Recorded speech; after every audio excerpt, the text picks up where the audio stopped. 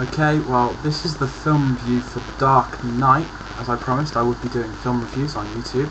I did already post this, but for some weird reason, they won't allow files over 10 minutes long, so now I have to redo it. And this is going to be a bit rushed because I don't know how to fit the review in 10 minutes, so bear with me. Right, let's get started. Now, I've heard some interesting opinions on the Dark Knight movie throughout the web. My personal opinion is that it is actually a rather decent film. Yes, if you do judge it based on the original comic book movies, stuff like Batman Returns, Batman Forever, stuff like that, you won't like it.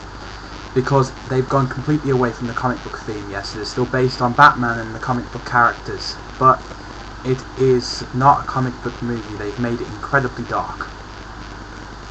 Now, there are a few problems with this movie. I'm not saying it's perfect, because it's not, but very few films these days actually are perfect. Right, starting with Batman himself, played by Christian Bale. Now, Christian Bale doesn't do a very good job in this film. If you find his films Equilibrium, American Psycho, stuff like that, he does a very good job in those movies. His acting is impeccable. In Dark Knight, he overdoes it.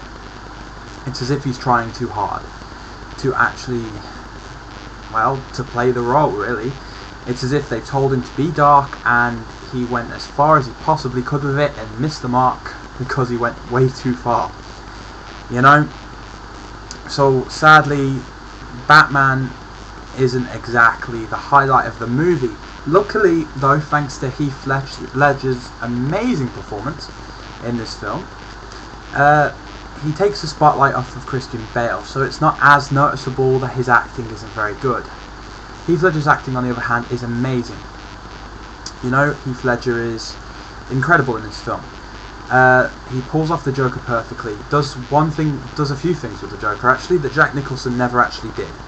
You know, for one film, he makes him a little bit more serious, and yet somehow he makes him funnier.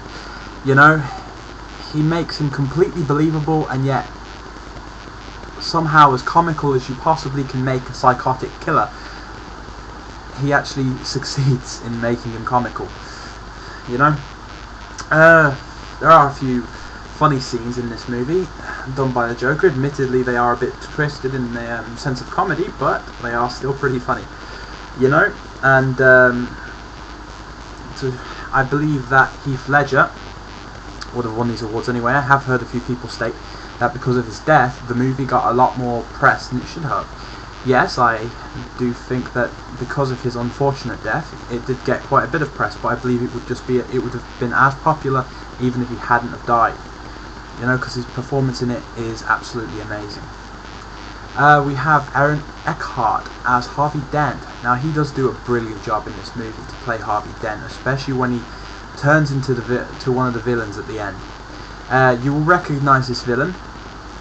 I'm not going to spoil it for anybody who hasn't seen the film, but for the people that has, he does turn into a fairly classic Batman villain, as well known as the Joker, and plays it really well, basically.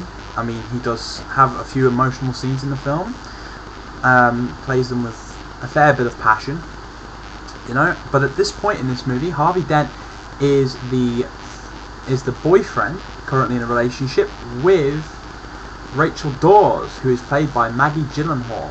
Now, Maggie Gyllenhaal, if you've seen the Batman Begins film, you would know played Bruce Wayne's love interest, childhood friend. In this movie, there's a lot of problems between them. He still loves her and thinks she's going to wait for him. She wants to marry Harvey and can't really wait for him. You know, basically there is kind of a romantic subtext to it, but it's not anywhere near primary to the actual story. The story is primarily about Batman, the Joker, and Harvey Dent.